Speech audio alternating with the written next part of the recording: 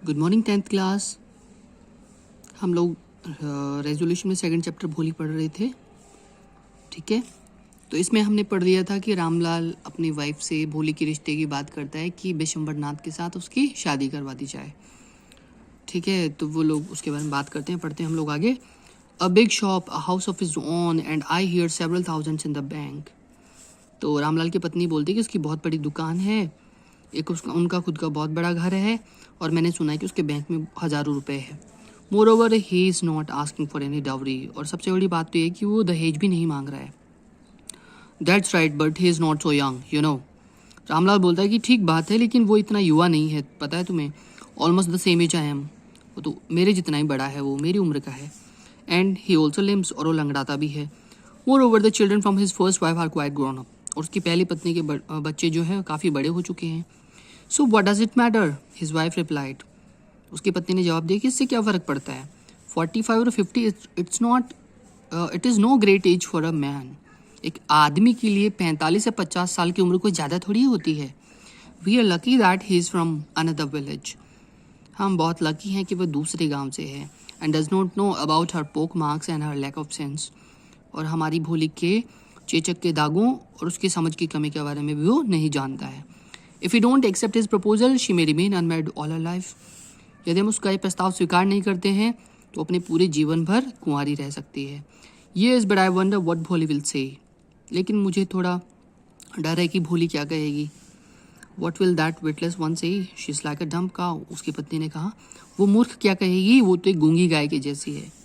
May be you're right muttered Ramlal. Ramlal धीरे से बुदबुदाया कि हो सकता है तुम सही बोल रही हो शायद। In the other corner of the courtyard भोली ले अवेक ऑन हर कॉट। चौक के दूसरे कोने में भोली चारपाई पर लेटी हुई थी, जागी हुई थी, listening to her parents whispered conversation, और उनके माता पिता के बीच जो कानाफूसी चल रही थी उसको सुन रही थी। Bishamber Nath was a well to do grocer. Bishamber Nath जो था एक काफ़ी प्रतिष्ठित ग्रॉसर था, पंसारी था। He came with a big party of friends and relations with him for the wedding. अपनी शादी के लिए बहुत सारे रिश्तेदारों और दोस्तों के साथ आया। A brass band playing a popular tune from an Indian film, और एक ब्रास बैंड यानी पीतल से बने हुए वाद्य यंत्र जो होते इंस्ट्रूमेंट, उनसे बना हुआ जो बैंड था, वो एक इंडियन फिल्म का गाना बजाते हुए आगे आगे हेडेड द प्रोसेशन, उस जुलूस में आगे आगे चल रहा था। With the bride groom riding A decorated horse, और उसके सबसे आगे क्या चल रहा था, जो ब्राइड ग्रूम थे यानी दूल्हा था, वो एक साज सज्जा किए घोड़े के ऊपर बैठा था। Ramlal was overjoyed to see such pomp and splendour, और इस तरह का जो मतलब बहुत हम बोल सकते हैं कि दिखावा बोल सकते हैं, या बहुत ज़्यादा शानो शौकत देखकर रामलाल बहुत ज़्यादा खुश हुआ। He had never dreamt his fourth daughter would have such a grand wedding.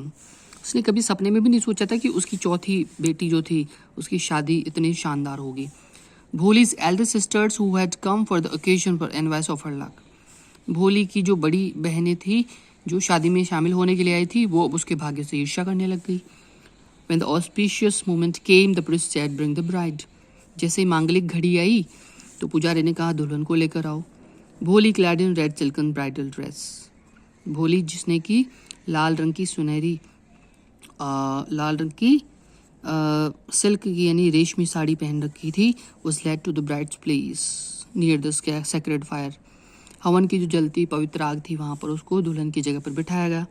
Garland the bride one of his friends prompted Bishambarnath. तो बिशंबरनाथ के दोस्तों में से एक ने उसको जल्दी से याद दिलाया कि दुल्हन को माला पहनाओ। The bridegroom lifted the garland of yellow marigolds. दूल्हे ने पीले रंग के गेंदे के फूलों की माला उठाई। A woman slipped back the silken well from the brides face. दुल्हन के चेहरे पर से एक लेडी ने क्या किया, घूंघट पीछे हटाया। Bishamber took a quick glance. Bishamber ने फटाफट एक नजर डाली। The garland remained poised in his hands. माला उसके हाथ में ठहरी रह गई। The bride slowly pull down the veil over her face. दुल्हन ने वापस धीरे से घूंघट को अपने चेहरे पर डाल लिया, खींच लिया। Have you seen her, said Bishambar to friend next to him. अपने आगे खड़े एक दोस्त को उसने कहा, तुमने देखा है उसको? She has pock marks on her face. उसके चेहरे पर क्या है, चेचक के दाग हैं। So what, you are not young either. तो उसके दोस्त ने कहा, तो क्या हुआ, तुम भी तो जवान नहीं हो। मे बी, हो सकता है, but if I am to marry her, her father must give me 5,000 rupees. लेकिन यदि उसकी शादी मुझसे होनी है तो उसके पिताजी को मुझे 5,000 रुपये देने पड़ेंगे। Ramlal went and placed his turban his honour at Bishamber's feet. Ramlal आगे गया और उसने अपनी पगड़ी, अपनी इज्जत जो थी बिशंबरनाथ के पैरों में रख दी। डोंट ह्यूमिलेट मी सो, मुझे इतना अपमानित मत करो। टेक 2,000 रुपीज़, 2,000 रुपये ले लो। नो 5,000 और वी गो बैक, नहीं 5,000 रुपये दो, नहीं तो हम वापस चले जाएंगे। कीप योर डॉटर, अपनी बेटी को अपने पास रखो। Be a little considerate please, if you go back I can never show my face in the village. थोड़ा संवेदनशील बनो प्लीज़, कृपया थोड़ा संवेदनशील बनो, हमारी स्थिति को समझो। यदि आप वापस चले जाएंगे तो मैं इस गांव में कभी अपना चेहरा दिखाने लायक नहीं रहूँगा। ठीक है, तो ये यहाँ पर उसके लालच की बात हो रही है कि बिशंबरनाथ कितना लालची इंसान है।